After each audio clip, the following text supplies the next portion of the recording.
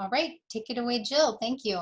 Okay, well, again, welcome. Thank you so much for messing around with this stuff with us. And I'm very pleased to welcome you to the 30th, what I assume is the 30th anniversary of the Cannon River Watershed Partnership. And Christy, would you like to put up the agenda for everyone to see? Yes. Thank you. I'm slouching here.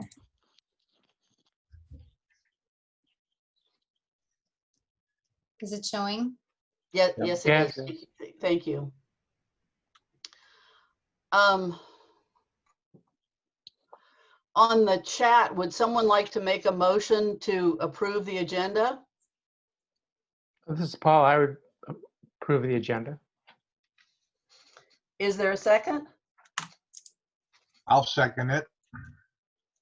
And who is that? Rick Elson. Oh, thank you.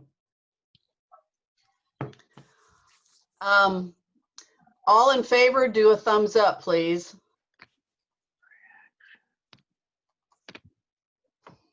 If you're opposed, please say something on the chat.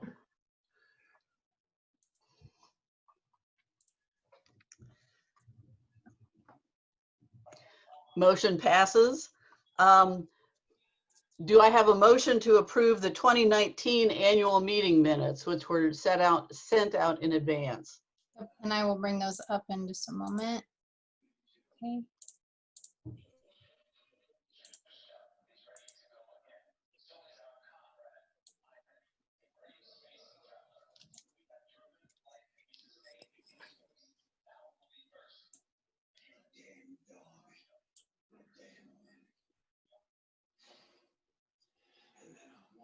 This is Lee. I'll make a motion to approve the 2019 minutes. This Thank is you. Kurt. I'll second that. Thank you, Kurt. All in favor, please give a thumbs up.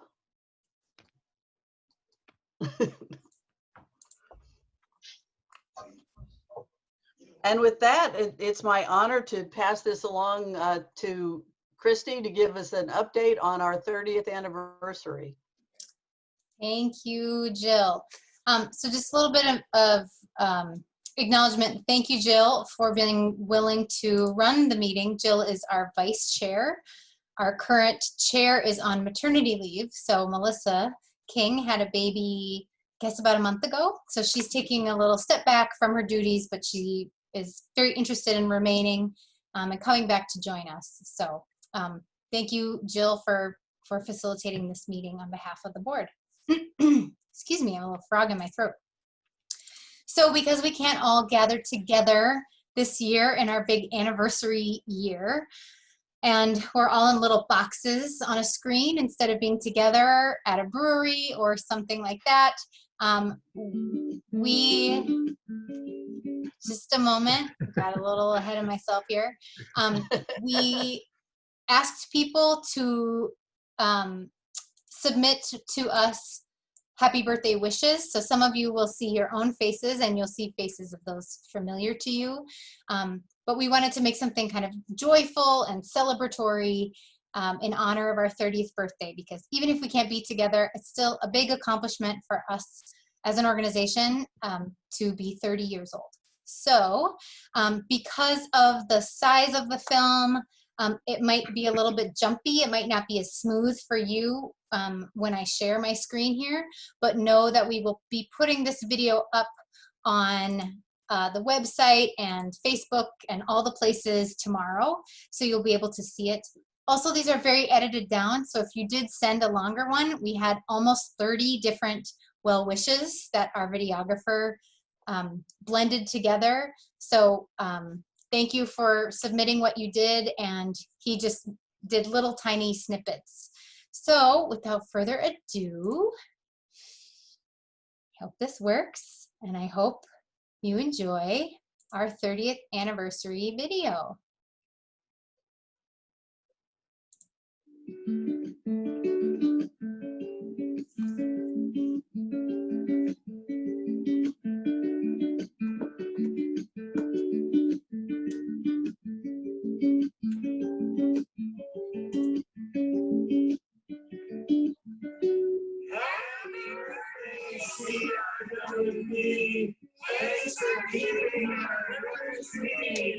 a big happy birthday to the CRWP, and thank you guys so much for all the work you do. Happy 30th birthday from all of us at Mortensen Family Foundation. Thanks and cheers. This is take number 15. I'm running out of water, so happy birthday. Woohoo! Hi, this is Kathy Shea. I want to wish the Cannon River Watershed Partnership a happy 30th birthday. Happy 30th birthday! Congratulations on 30 years. Keep up the great work. No, you will. Happy 30th birthday, CRWP. It's been an honor and a privilege to be with you on this journey. Cheers to 30 years, Cannon River Watershed Partnership. Thanks for 3 decades of bringing people to the river. Happy birthday. Happy birthday from your friends who trust the public land. Thank you for everything that you do. Happy birthday, CRWP, and 30 years and hoping for a lot of work, because I really appreciate the work you guys do. Happy birthday. Here's to 30 more years of protecting the watershed. Cheers. I see them around. Thank you for making the world a beautiful place. Happy 30th birthday, CRWP. Happy birthday, Cannon River Watershed Partnership. Congratulations on 30 years of partnership and clean water and beautiful landscapes in the Cannon River. Happy birthday, Cannon River Watershed Partnership. It's been a great first 30 years, and I look forward to many more to come. Our collaborations have been fantastic. You're doing great work. Keep it up. God bless you. I want to thank you for all you've done for the lands, the water, and the people of the watershed. I'm looking forward to for the 30 years, looking to the future. Happy birthday, CRWP. Happy 30th anniversary, CRWP. Let's hope for 30 more years of excellent progress. Congratulations and happy birthday, CRWP. Cheers to 30 years. Here's to another 30 years of clean water projects. We all need clean water, which means we need you to keep up the great work. I hope you have many more happy birthdays. 30 years of dedication in the watershed is something to be truly proud of. Thank you so much for all of the work that you do, past, present, and future.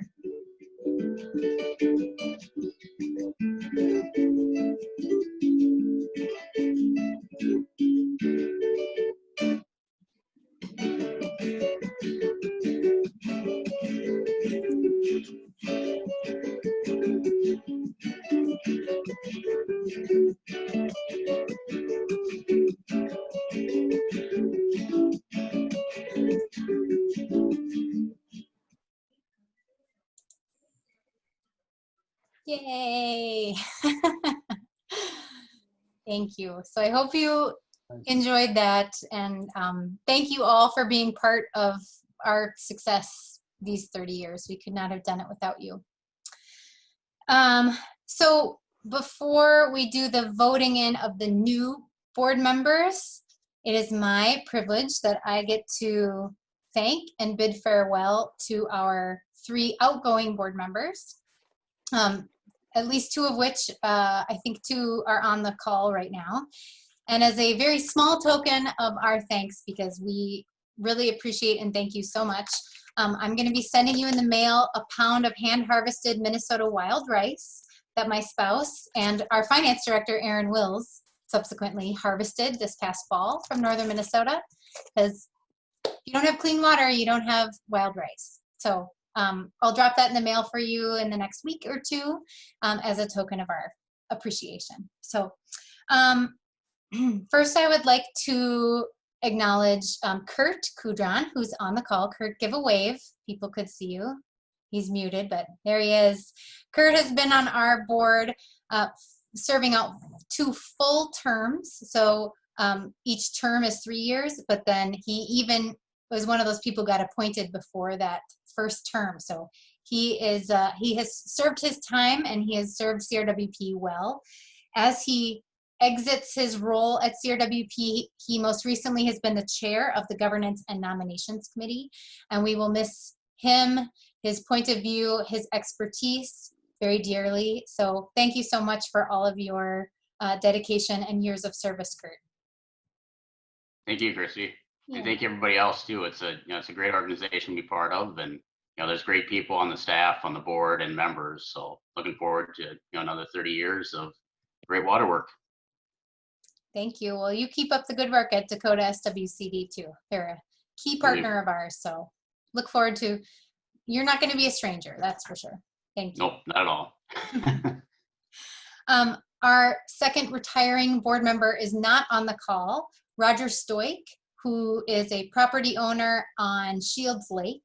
And he has been on the board also for 6 years, so terming off after two three-year terms. And as he goes out, he has been serving on the Finance and Executive Committee because as chair of the Finance Committee, he has been the treasurer for the organization.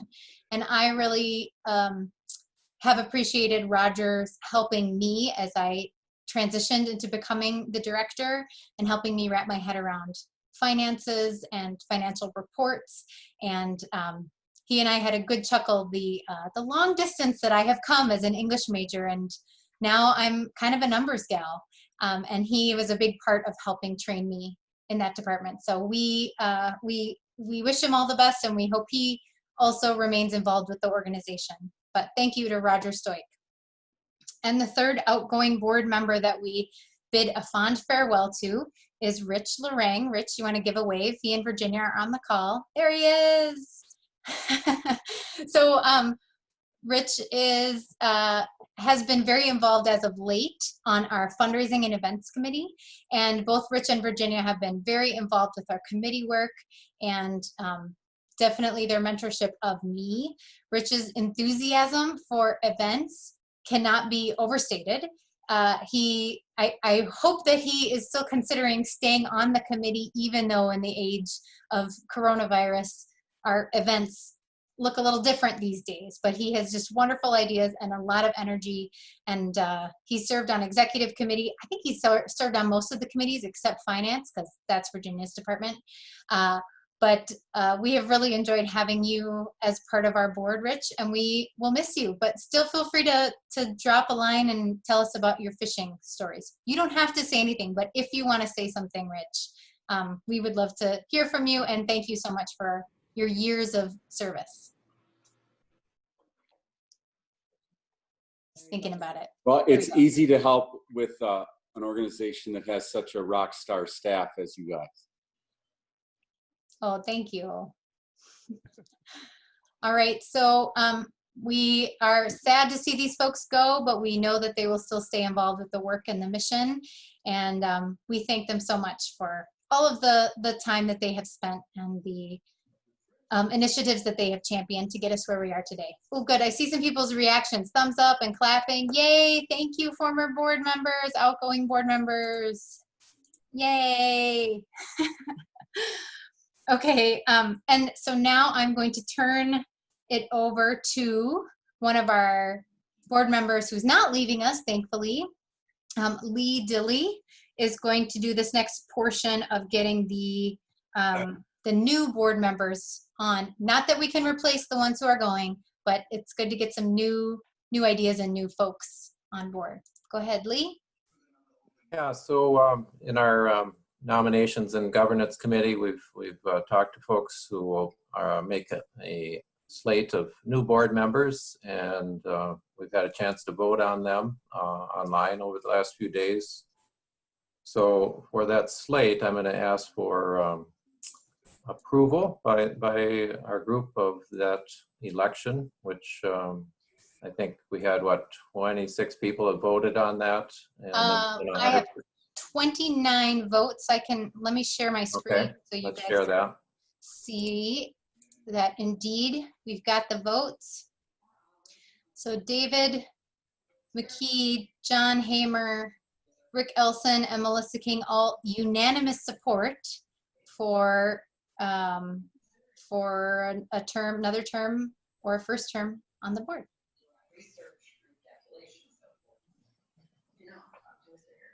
So Lee, do you want to ask for someone to approve? Yeah, if someone would make that. I would move to approve. This is Paula. Move to approve, and then a second, if someone would. This is Paul. I move to second. And then I think we could all indicate our approval by the up thumb in the reaction piece on the bottom there, like that, of the vote that's been taken, or like this.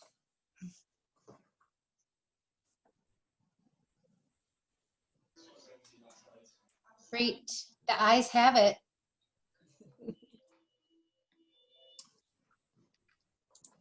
And then we'll move on to the other item, which was a bylaw change that we've considered in our committee and was voted on as well online. I think you all voted on that. And that, Christy, do you have that too? You can share on your screen the results from that bylaw change. I believe it should be up right now. Okay. So again, if someone would move to approve that here at our online annual meeting. I so move. This is Jill. And a second. This is Rick Elson. I'll second it. And then all in favor, thumbs up.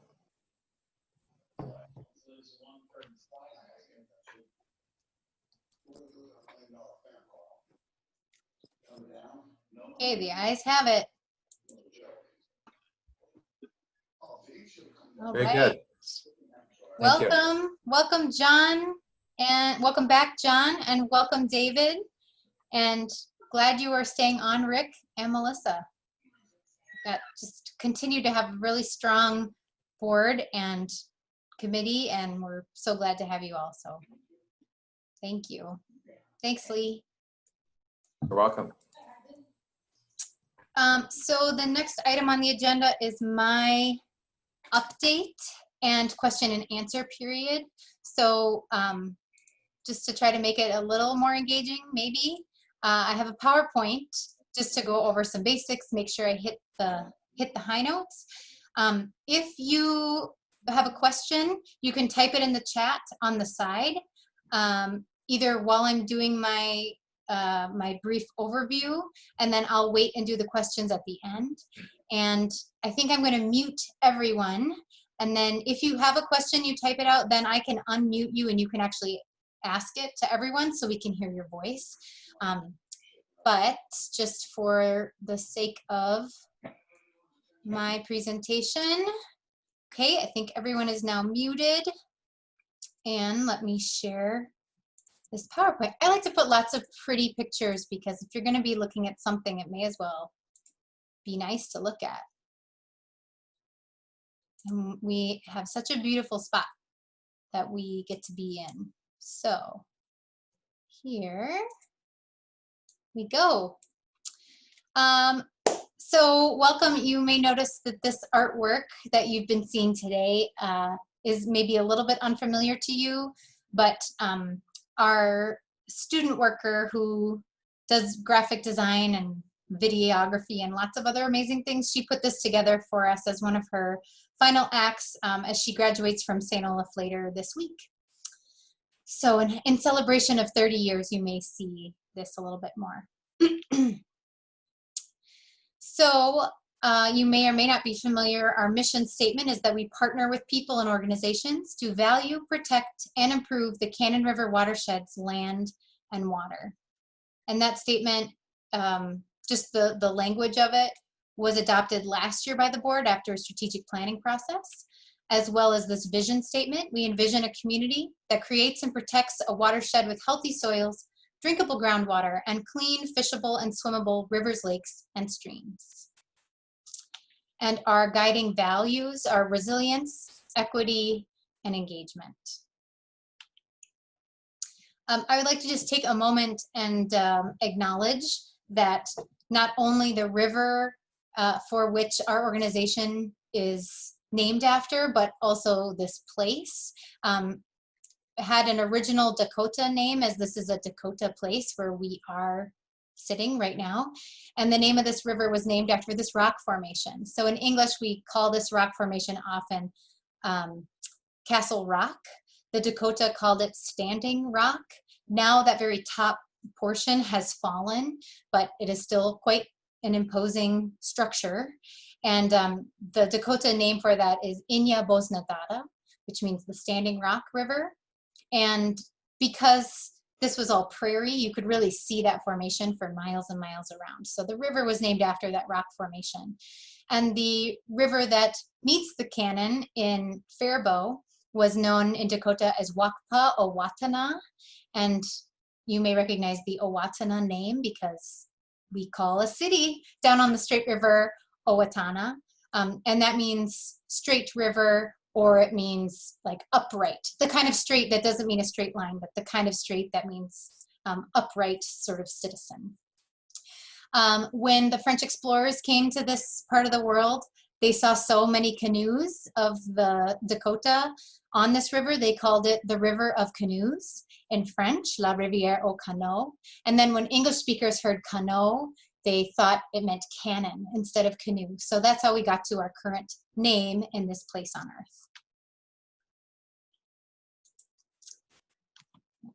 Earth. So 2019. Just today, hot off the presses, we have our 2019 impact report available for you to view in its digital form. We put it on the website that you went to vote, not the actual ballot, but it's crwp.net/annual meeting. You'll also get this mailed to you probably in June, because it's so hot off the press, we don't have any hard copies yet. But this really is a nice summary of the huge impact that we have in the communities up and down the watershed. So I am really excited about it. Our partnership with Nuger Communications, they're the ones who put this together for us. And it's just a really beautiful piece of art, as well as does an amazing job of conveying the big impact that we had last year. So a few things I'd like to pull out from 2019 that really stand out to me. As I mentioned, we passed our strategic planning process and documents, and there was a committee. So we have new updated language for our mission, vision, values. A couple of the program highlights, the two pictures you see there, the top photo was from our Kernza takeover of the Cows event at Eminent Brewing. Cows is Conversations on the Wonders of Science. So in December, we brought some of our Kernza growing farmers that we partner with, as well as the University of Minnesota, to have people taste beer brewed with Kernza and vote on which one they like the best, as well as just learn what is Kernza, how does it benefit our local food shed, and how does it benefit clean water. So that was just a wild success, and hear a lot of people talking about Kernza. So that was a really fun way to bring people together. It was a totally packed house at Eminent Brewing, I think, 150 or so people. The second picture below is at the opening of the We Are Water exhibit that we hosted. It was in the Carlton, in the White Center in the gallery there. And we hosted that for about 6.5 weeks, open to the public. And this was our big kickoff event, booths and family-friendly events, and the water bar. And that exhibit traveled to 8 different communities across the state. And we were kind of right in the middle of being able to host the educational exhibit, which was pretty special for 2019. We'd been planning that for about 2.5 years before it came. And then I think a lot of people want to know, how are the finances, how's the organization doing in 2019? We had our most successful year-end fundraising to date in 2019. We're not entirely sure what 2020 will bring, but we certainly have a solid foundation to then potentially be going into an economic recession this year.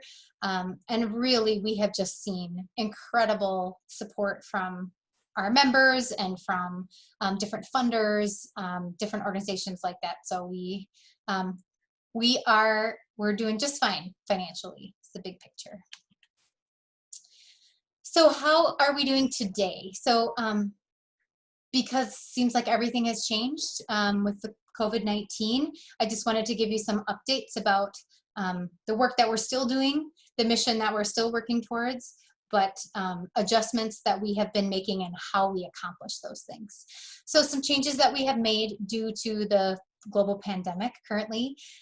So there's a picture here of a poster that was submitted to our poster contest this year. So instead of having students in classrooms or Kevin going to classrooms and doing presentations, for what is stormwater and how do you make a poster that talks about stormwater pollution prevention. He did that with a video and sent it to teachers online, and then students had to create their artwork and take photographs of it. So really shifting to online platforms for a lot of that engagement with classrooms, for example. And the all the bottles lined up in the picture below is also just from this morning. So Alan Krause with Dr. Kathy Shea from St. Olaf continue to do water sampling in the Rice Creek subwatershed, where we're looking at the impact of cover crops on water quality with some farmers out there. And so because it rained so much this morning, they busted out there and took a lot of different samples of water. They are making sure, to do this in a safe way and, being outside and being 6 feet apart, etc. So we continue to do the work. The work continues to need doing. We have just made adjustments with how we get that actual work done, but we continue. Staff has been working from home the last about 8 weeks, I guess. I happen to be in the office now. On occasion, we'll kind of rotate, just having one person in the office when they need to do that. But the office remains closed, but we'd be happy to meet with you, over the Zoom or phone calls or emails, etc. I am very pleased to report that our boards, our committees, and our staff just remain really strong and ever committed to the work. And I was seeing a lot of nonprofits, especially when the market tanked and things like that were happening with coronavirus. A lot of people really worried, and I have a healthy amount of worry, I think, as we all probably do, with just all the unknowns. But because it feels like our board, all of our committee members, all of our members, all of you, the staff, just seem like we're all really working together. Many different engines, but all working towards the same goal. So I think I am less worried than a lot of other nonprofits maybe, just because I feel like we're a really strong team. So that's kudos to all of you. So thank you for that. Let's see if my slide will advance. Technology, it does not want to advance. There we go. Okay, so that's a lot about us, but I have to, of course, give you a call to action. So a few places where you could come in. Of course, there's taking individual action, things that I think probably every person on this call has already been doing, things like picking up litter, planting a rain garden, planting cover crops if you're a landowner, all those sorts of things. You can do that on your own and with your family.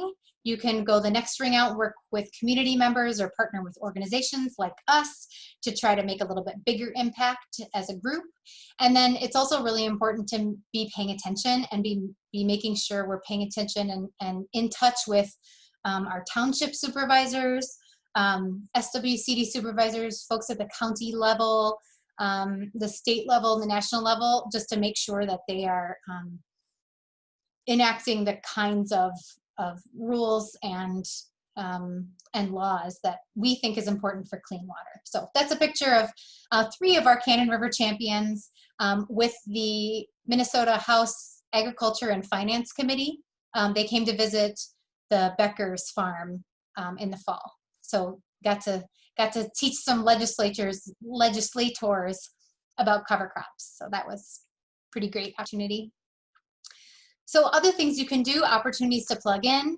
We are still going to continue to do the storm drain stenciling, for example, but instead of big youth groups, probably smaller, like family unit size to do storm drain stenciling. That's still an option. We have the supplies for that. We hope to continue to do field days with growers and landowners.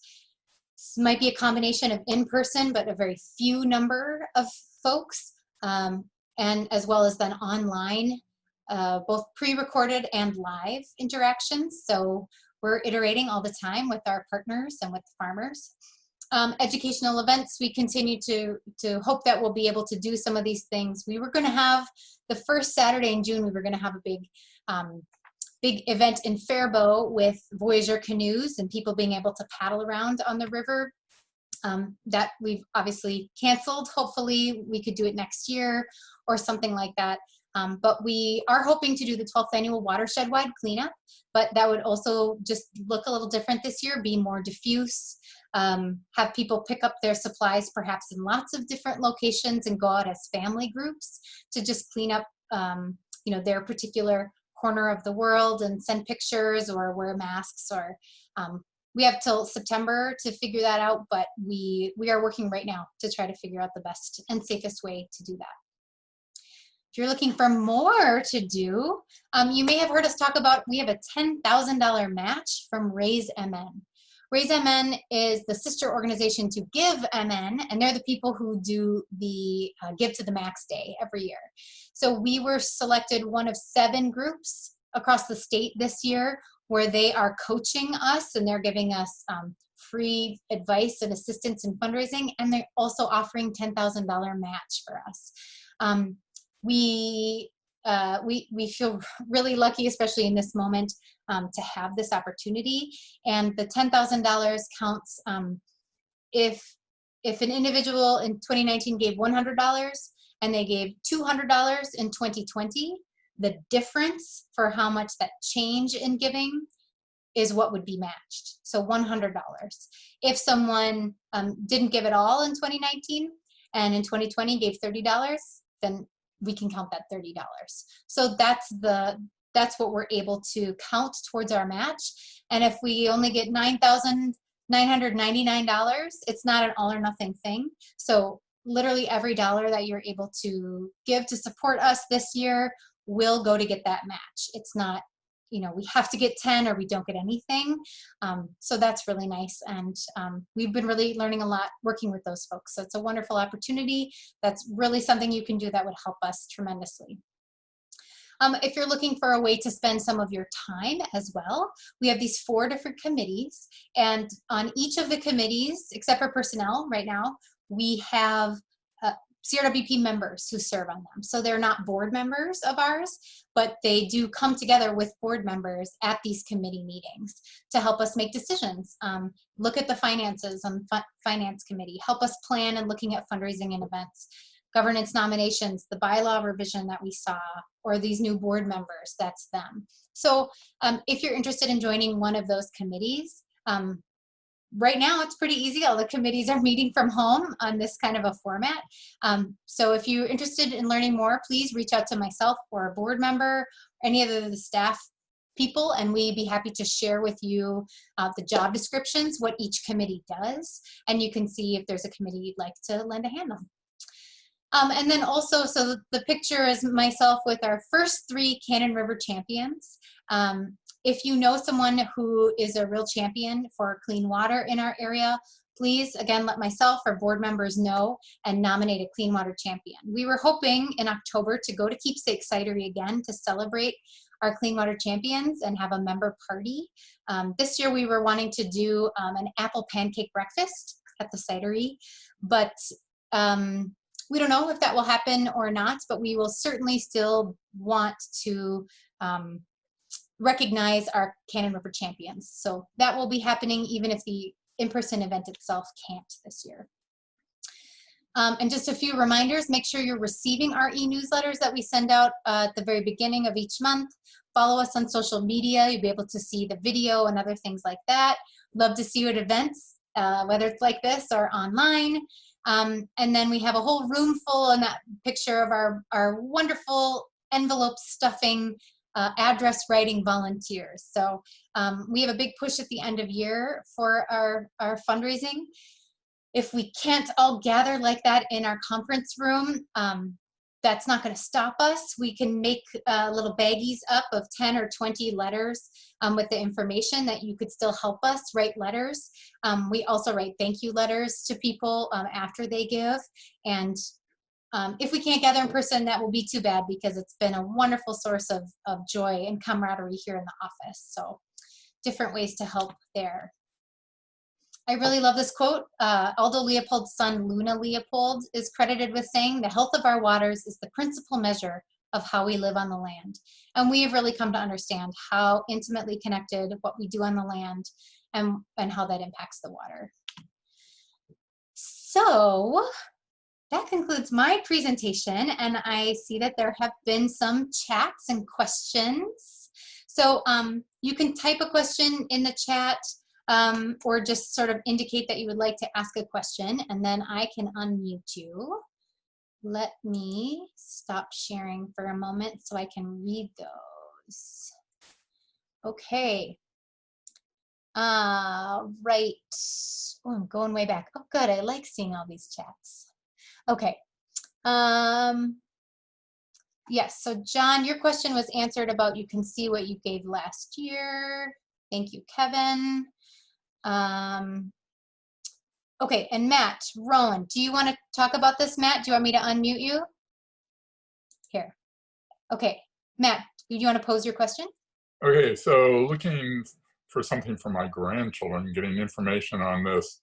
There's a Adopt a Drain program, which has all sorts of wonderful information and encourages young people, families to adopt a storm drain near them and do all the right things and therefore get connected to the water system. It says it's Minnesota, but the map only lets you go to not even really the full Twin Cities. So it seems to be run out of Hamlin. I'm just wondering, it might be, especially now with COVID-19, a good kind of outreach. Yeah. If we could get it in any of our areas. Yes.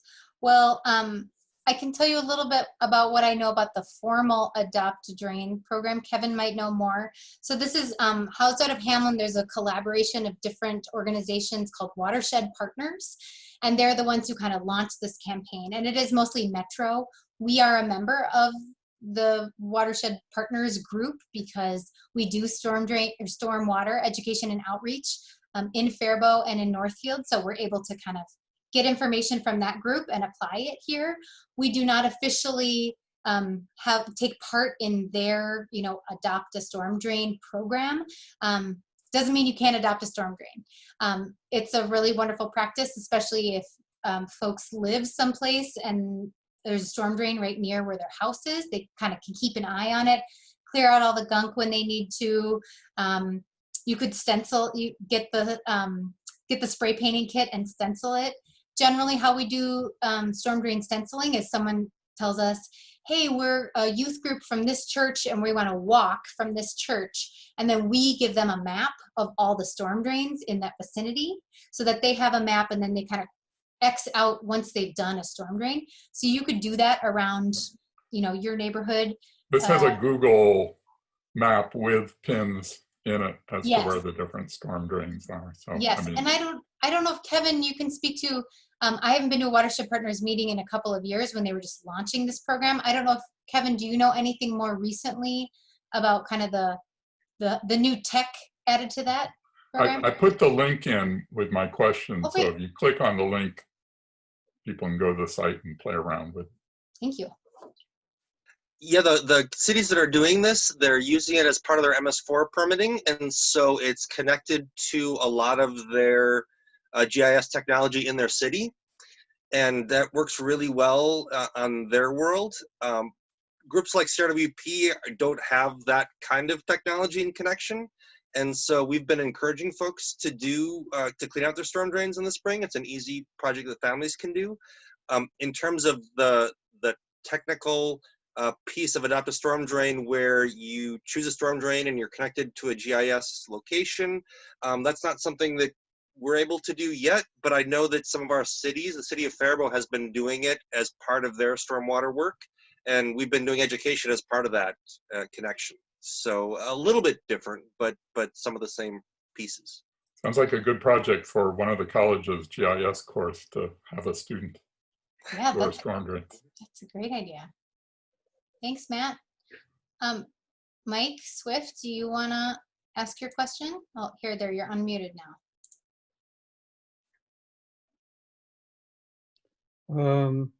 A number of years ago, I participated in a training session for macroinvertebrate identifications.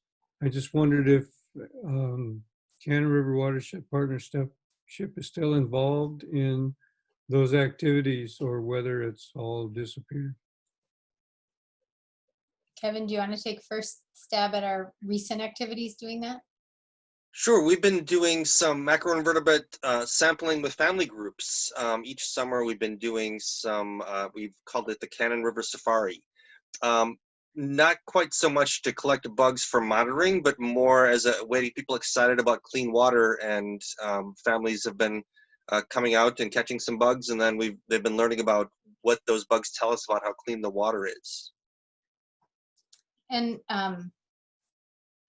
is Al still on the call? Alan Krause? Oh, it's pretty dark there, Al. Here, you unmute yourself and you can talk about where we've been macroinvertebrate sampling in relationship to your projects. I sure can. Thank you, Christy. Yeah, we actually have a project going out in the Rice Creek area. That's a small creek that's just west of Dundas, about a 4,000 acre watershed. The one Christy mentioned earlier, we're working with a group of farmers out there on a cover crop project. But as part of that project, we're monitoring stream nitrates and tile nitrates, along with phosphorus and total suspended solids. And we are also working with St. Olaf College. In fact, Kathy Shea's on the line. She might want to just talk briefly about the work that we're doing there with students monitoring the macroinvertebrate populations there. So that's an ongoing project. It's in year 2. We'll continue that all through 2021 as well, and possibly beyond into 2022. So Christy, if it's all right, I'll ask Kathy just to talk real briefly about the macroinvertebrate testing. Do you mind, Kathy? Hi, can you hear me? Yes, thank you. Yeah, we have been collecting macroinvertebrate data, and it's been mostly student projects, so we're a little slowed down right now because the students aren't around. And so we're going to think this summer about how to keep it going. And we do have plans to keep it going though. So. And it sounds like there'll be another round of the WRAPS process, Watershed Restoration and Protection Strategies, as part of the Minnesota Pollution Control Agency. Will begin in 2021 doing monitoring, and they'll be looking at macroinvertebrates in a few different places. They have not yet landed on the final list or map of all the different creeks or reaches of the river that will be sampled, but data will be taken and then put into that larger report. So does that answer your question sufficiently, Mike? Great, thank you. Any other questions or comments or things you're curious? Oh, I forgot to tell you one thing about 2020. So in 2019, we started doing quarterly open houses here in the office with just little refreshments and beverages, and sometimes there would be a topic that someone could just come and chat with very informally about.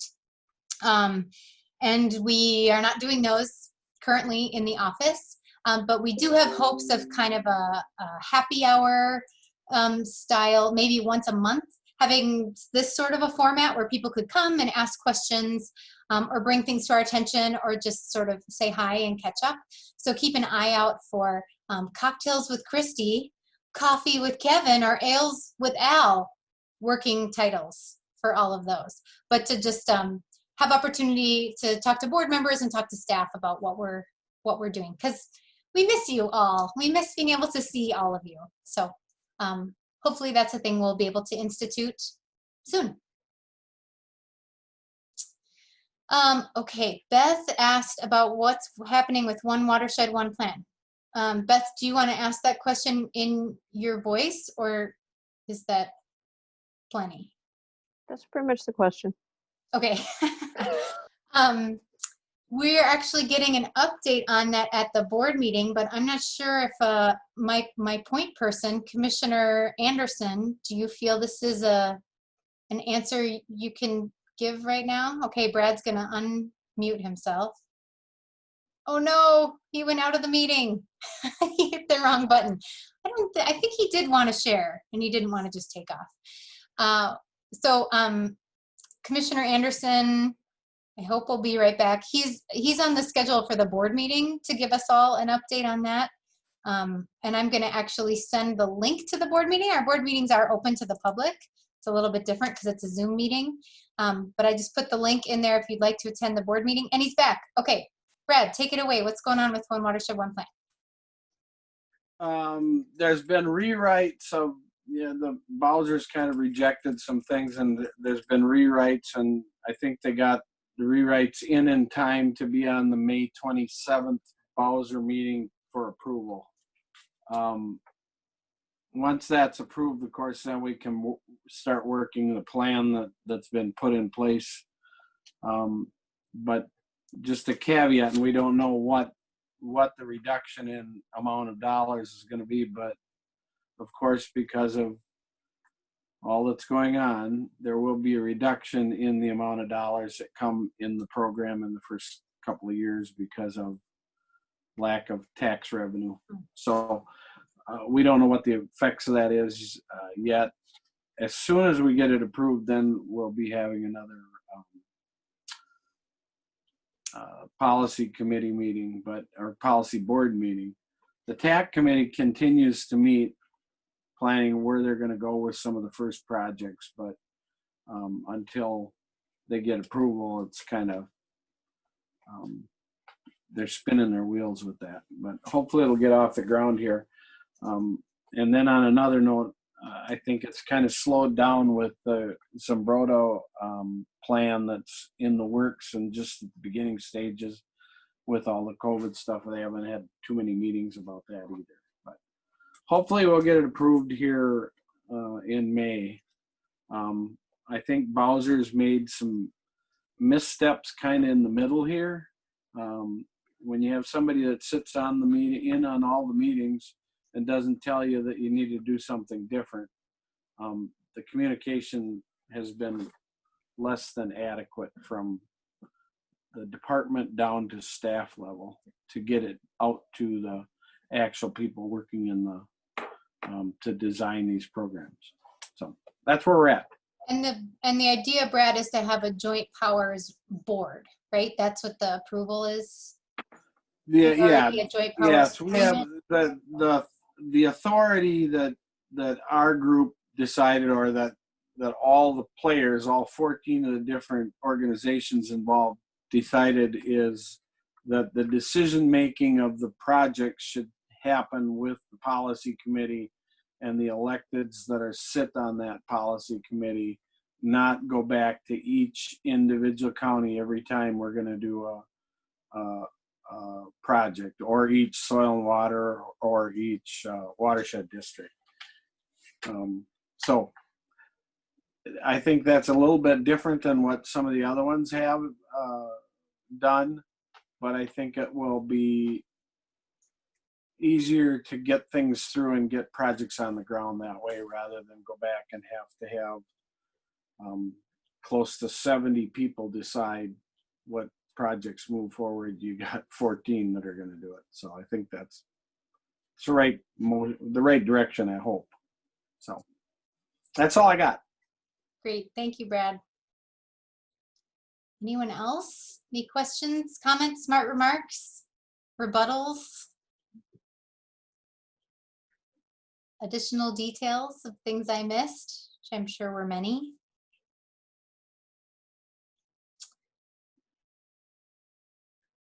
Well, I put a link to the board meeting in the chat. If you are a current board member, newly sworn in included, you can join us over there. If you're just a member of CRWP, our meetings are open to you, so you're welcome to come and observe the meeting if you want another hour of Zooming. But I think with that, I'm going to unmute everyone, and then we can say a fond farewell to everybody. Thank you so much for coming. I really appreciate you. Okay, you should all be unmuted now, so you could say bye. Welcome. Bye. Thank Thank you. you. It's It's wonderful to see how far the partnership has come in 30 years. It's absolutely remarkable. And when you think that we can communicate like this, and 30 years ago, we didn't even have cell phones. And we had one crummy computer. So there you go, but you're doing a great job, and I'm so proud of you all. Thank you, Eileen. It's standing on Thank the you, shoulders Elaine. of folks like folks like you. Founding mother. Yes. Thank you, Elaine. Thank you, Roger. Thanks, everybody. Thank Thanks, staff. Christy, good job, Bye. Christy. Well done, Josh. Thanks Well so done. much. Bye. Okay, board members, we'll see you shortly. Stretch your legs and then come on over. Yes. Good job, Christy. Thank you. You too. Okay. Bye. See you in 5.